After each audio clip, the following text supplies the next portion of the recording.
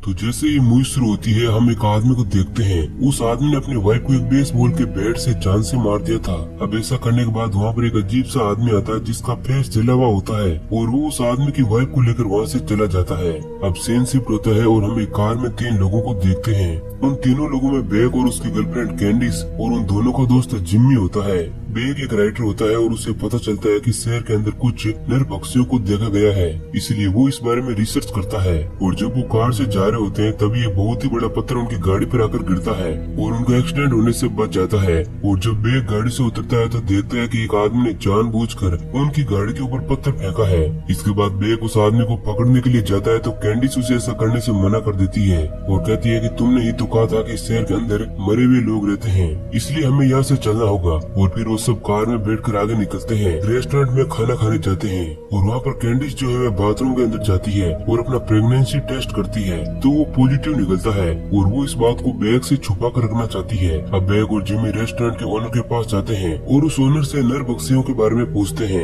जिसके जवाब में वो ओनर कहती है कि लोग इस शहर में घूमने से डरते हैं और रात के वक्त बाहर भी नहीं निकलते हैं क्योंकि लोगों को लगता है कि अगर वो बाहर निकलेंगे तो नर पक्षी उन्हें खा जाएंगी, इसलिए इस शहर को भूतिया टाउन भी कहा जाता है। और बैग उस ओनर को उनकी कार के साथ हुए उस हादसे के बारे में भी कहता है। तब वो ओनर कहती है कि उसे इस बारे में कुछ भी नहीं मालूम है और फिर वे बैग और जिमी को उसके हस्बैंड इद्रीन से मिलाती है और वो दोनों ये सवाल इद्रीन से भी करते हैं, मगर इद्रीन उनका कोई भी जवाब नहीं देता है और वो सभी वहाँ से निकल जाते हैं। अब रास्ते में जिमी एक कार से उतरकर एक खाली घर के अंदर छानबीन करने लगता है और अब वहाँ पर बैग और कैंडिस भी आ जाते हैं और जब वो छानबीन कर रहे होते हैं तभी उनकी गाड़ी की आवाज आती है और वो सभी घर से बाहर आकर देखते हैं कि उनकी कार कोई चुरा कर वहाँ से भाग गया है। अब इसके बाद वो सभी बहुत ही परेशान हो जाते हैं और वहाँ पर कोई सिग्नल भी नहीं होता है और उन सभी का सामान और कैंडिस का मोबाइल भी गाड़ी के साथ चोरी हो जाता है। इसके बाद जिमी रेस्टोरेंट की तरफ 6 मील चलकर जाने के लिए तैयार हो जाता है और बैग जो है वह नेटवर्क ढूंढने के लिए घर के ऊपर चला जाता है और उसे वहाँ नेटवर्क मिल भी जाता है और वो पुलिस को कॉल लगाकर बात कर रहा होता है। तभी कैंडिस को उनकी कार दिखती है और वो इस बात को बैग को कहती है और जब बैग घर के ऊपर से उतरा होता है तभी वहाँ पर एक अजीब सा आदमी आ जाता है जो कैंडिस को करंट लगाकर बेहोश कर देता है और उसे कार में बंद करके ले जा रहा होता है। तभी वहाँ पर बैग आ जाता है जो उसे बचाने की कोशिश करता है, मगर एक और अजीब आदमी बैग को भी करंट लगा देता है और फिर वह अजीब आदमी कैंडिस और बैग दोनों को अपने साथ लेकर चला जाता है। इसके बाद हम एक स्कूल को देखते हैं और वहाँ पर कैंडिस को एक छोटे से सेल में रखा जाता है। हम देखते हैं कि कैंडिस उस सेल को तोड़कर बाहर निकलती है और वो बैग को आवाज देने लगती है। इधर हम बैग को देखते हैं जिसे बांध कर रखा गया है और वो कैंडिस की आवाज सुनकर उठ जाता है। तभी स्पीकर पर एक आवाज आती है और वो स्पीकर वाला आदमी बैग और कैंडिस का स्वागत करता है और कहता है कि मैं ही तुम्हारा प्रिंसिपल हूँ और तुम लोग मेरे स्टूडेंट हो। कैंडिस पूछती है कि तुम ऐसा क्यों कर रहे हो। तब ये प्रिंसिपल कहता है कि अगर इंसान को भूख लगे तो वो खाने पीने के लिए कुछ भी कर सकता है। और ये सुनते ही कैंडिस उस कमरे के कैमरे को तोड़ देती है। हम देख पाते हैं कि उस स्कूल में हर जगह पर कैमरा लगा हुआ होता है जिससे वो आदमी उन लोगों पर नजर रख रहा होता है। और इधर हम बैग को देखते हैं जो खुद को छुड़ा लेता है और वो कैंडिस को आवाज दे रहा होता है। तभी बैग को वहाँ पर एक लड़की दिखती है जिसका नाम नोरा होता है। नोरा उसे चिल्लाने से मना करती है क्योंकि प्रिंसिपल को जो है शोर बिल्कुल भी पसंद नहीं है। तभी वहाँ पर एक अजीब तरह का आदमी उस लड़की को पकड़ने के लिए आता है लेकिन वह लड़की एक जगह पर छिप जाती है। अब इसके बाद वह आदमी बैग को पीने के लिए पानी देता है। तभी प्रिंसिपल की आवाज आती है और वो कहता है कि इस आदमी का नाम रयान है और वो इस स्कूल का सिक्योरिटी गार्ड है और वो बैग को रेडी लेने के लिए कहता है क्योंकि वो उसे एक चैलेंज देने वाला है जिससे वो खाना हासिल कर सकेगा। और रयान जो है वह खाना रेडी कर रहा होता है। बैग उसी आदमी के पास जाता है जिस आदमी ने खुद की वाइफ की जान ली थी। तभी वहाँ पर रयान आकर खाने को रख देता है और प्रिंसिपल उन दोनों को खाने के लिए लड़वाने वाला होता है। उन दोनों को वेपन दिए जाते हैं ताकि वे एक दूसरे को मार कर खाने पर जीत हासिल कर सकते हैं। और फिर वह आदमी बैग पर अटैक करता है और उसे जख्मी कर देता है लेकिन बैग उसे नहीं मारना चाहता था। अब उस आदमी के अटैक करने की वजह से बैग उस आदमी के हाथ पर काटता है और बाद में एक छोटी रॉड से उस आदमी के गले में मारकर उसे जान से मार देता है। जिसके बाद प्रिंसिपल उसे बधाई देता है और रयान उसे खाना लाकर दे देता है। और जब बैग खाना खाना शुरू करता है तो उसे बहुत ही रोना आता है और वह उस खाने को फेंक देता है। इसके बाद कैंडिस देखती है कि प्रिंसिपल के पास बस एक मॉनिटर है जिससे वो सभी लोगों पर नजर रख रहा होता है और उसे वहाँ पर एक कॉकरोच भी दिखता है और उसे बहुत ही भूख लगी हुई होती है जिस कारण वह उस कॉकरोच को भी खा जाती है।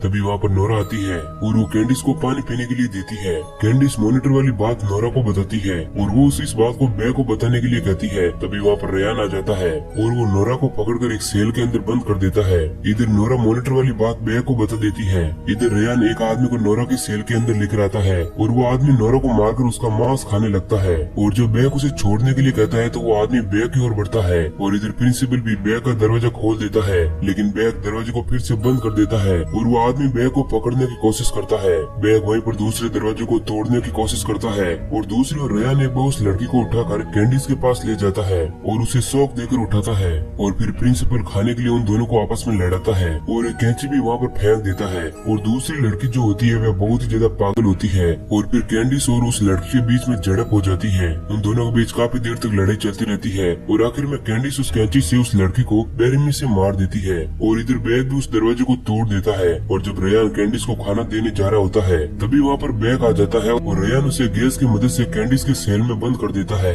इसके बाद जब वो उस हॉल में प्रिंसिपल को देख रहे होते हैं तो प्रिंसिपल वहाँ पर गोली चला देता है मगर उन्हें कुछ भी नहीं होता है। और जब वो आपस में बात कर रहे होते हैं तो वो बात करते हैं कि प्रिंसिपल अब उनके साथ वही करेगा जो वो अब तक करता आ रहा है, मतलब वो उन दोनों को फूड के लिए आपस में लड़वाएगा और दोनों में से एक मर जाएगा। मगर वो दोनों ऐसा नहीं करना चाहते थे। तभी वहाँ पर रेयान खाना लेकर आता है मगर वो खाना रेयान उन्हें नहीं देता है। तभी बैग रेयान के पास होशियारी से जाता है और उसे चाकू से मारने की कोशिश करता है मगर रेयान बैग के वार से बच जाता है। अब बैग रेयान के हाथ से फूड लेकर खाने लगता है। अब ये देख कैंडिस को बहुत ही ज्यादा गुस्सा आ जाता है और वो बैग को थप्पड़ भी मारती है और उसे बताती है कि वो प्रेग्नेंट है और बैग रेयान से खाने की भीख मांगता है मगर रेयान फिर भी उन्हें फूड नहीं देता है। इसके बाद बैग अपने पेट से उल्टी निकालकर कैंडिस को खिलाता है ताकि कैंडिस अपना पेट भर सके और इसके बाद में उस मरी हुई लड़की के सर से कैंची निकालकर एक दरवाजे के पीछे चला जाता है ताकि वो वहाँ से दीवार को तोड़कर भाग सके। अब अगले दिन प्रिंसिपल एक रेस्टोरेंट में जाता है और हमें पता चलता है कि प्रिंसिपल और कोई नहीं बल्कि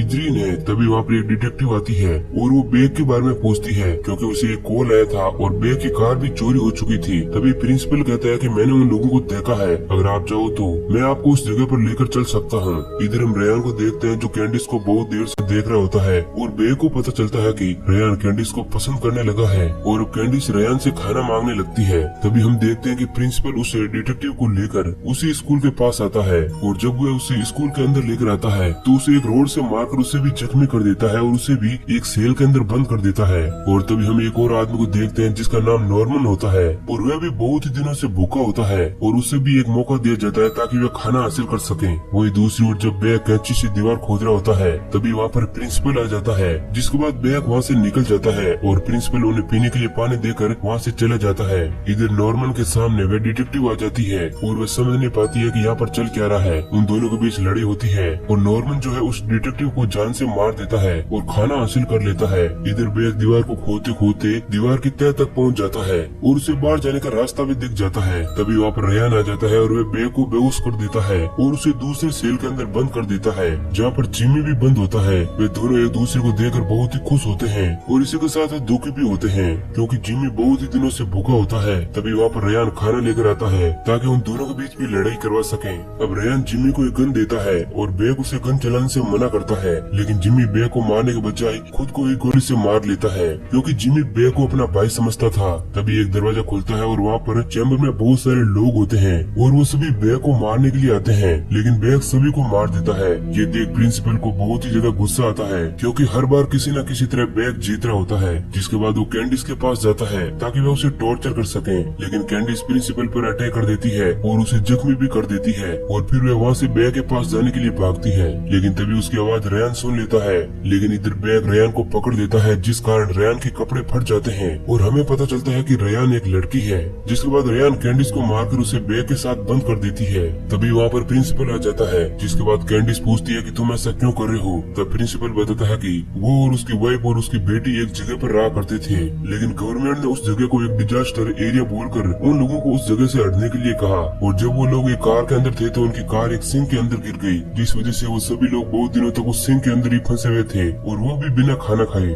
जिस कारण उन लोगों को अपने ही बेटे को मारकर खाना पड़ा ताकि वे जिंदा रह सके। और मीथेन गैस लीक होने की वजह से रेयान की स्किन ऐसे हो गई और इस घटना के बाद वो लोग इस शहर में आने वाले सभी लोगों को पकड़कर उनके साथ भी वैसा ही करते हैं जैसा उनके साथ बीता था। अब रेयान जो है प्रिंसिपल की वाइफ होती है और हमें पता चलता है कि रेयान एक लेडी है। अब इसके बाद वो एक गन और गोली बैग और कैंडिस को देते हैं ताकि वे दोनों एक दूसरे को मार सकें और खाना हासिल कर सकें। अब इसके बाद रात का खाना पाने के लिए कैंडिस बैग को गोली मार देती है और इसके बाद रेयान कैंडिस के पास जाती है। तभी बैग वहाँ से उठता है और रेयान को बहुत ही जोर का करंट देकर उसे जान से मार देता है और वो दोनों दोनों वहाँ से भाग जाते हैं, लेकिन प्रिंसिपल उन्हें देख लेता है। वो दोनों अलग होकर रास्ता ढूंढने लगते हैं और कैंडिस जो है रास्ता ढूंढकर स्कूल से बाहर आ जाती है। लेकिन तभी प्रिंसिपल कैंडिस को गाड़ी से टक्कर मार देता है और जब प्रिंसिपल कैंडिस को गोली से मारने ही वाला होता है तभी वहाँ पर बैक आकर प्रिंसिपल को ही खत्म कर देता है और अब इस तरह प्रिंसिपल भी मारा जाता है।